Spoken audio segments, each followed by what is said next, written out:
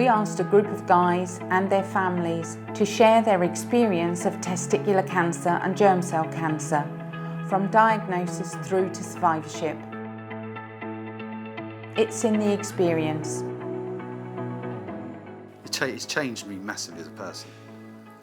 I often talk about my cancer as having been a really positive experience. It's because it made me change my life. It made me change my priorities. Work was very much a focus and seemed to be a really important part of my life. And I've got my work-life balance in place now. It was a way. In a strange way, it's a wake-up call that's come out in a very positive way. Yeah, definitely. It's made us appreciate each other more. And appreciate life. And because you only get one of it. It's not a rehearsal. Yeah, exactly. The effect of sort of the chemotherapy or the appointments and that and getting cancer is going to sound really weird to say. It's probably made me a better person overall.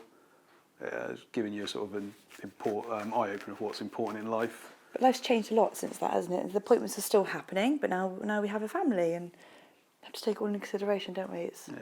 Dynamics are very different. This is Jasper. Wayne thought after he had one removed that he'd never have children. And ta-da, we did. Yeah. It surprised you, didn't it?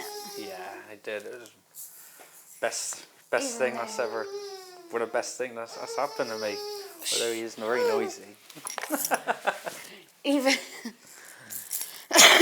Even though there's no real reason why you shouldn't have been able to have one, it was a stigma in your mind that you'd sort of believed and talked yourself into that it wasn't going to happen.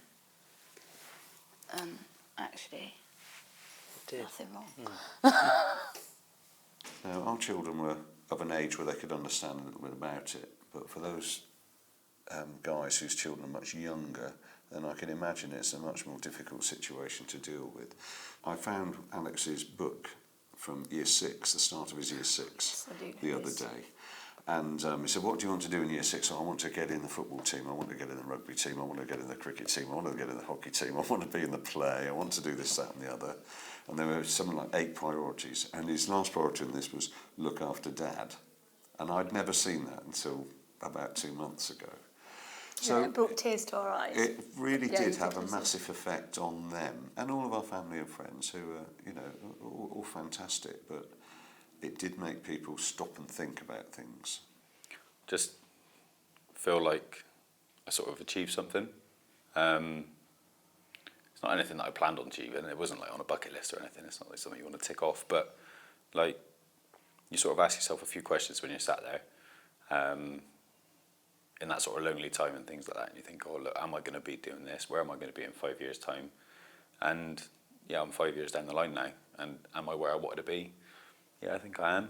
And it's still nice to know that look, if I need to, if I do worry about something, I can always just go and knock on the door in oncology, and they'll come out, welcome me with open arms, and say, look, do you know what? Come in, have this blood test. It's not a problem. Let's just make sure that you're okay, and just for your own peace of mind, really. So, yeah, as much as I'm sort of out of the woods, I know that if I wanted to just go and double check myself, I can. But I feel great, to be fair. For me, it is a little bit, did that really happen? And to be 5 years now, I do think it seems like it never happened. We sort of, I don't know, I think Lewis and I are quite close now, not because of it, because we were quite close before, but I think it made us, as a family, come together and realise how important we all are in our family. I think 3 years down the line, I'm not quite there yet. Every kind of cold that Joe gets, or if he says he's feeling tired, I still tend to not overreact, but just at the back of my mind is, is he okay? Has it come back?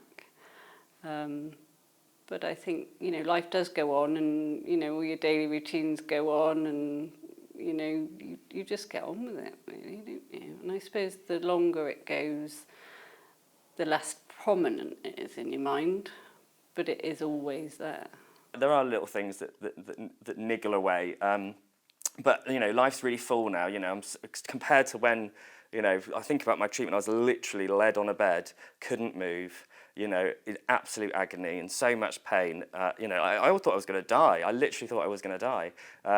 To be here right now, where I'm back at work, and you know, going to Scotland and walking the dog and doing fun things like that. So it's a marked difference, and that's wonderful, really, and it shows just kind of what NHS can do, you know, to help people with cancer.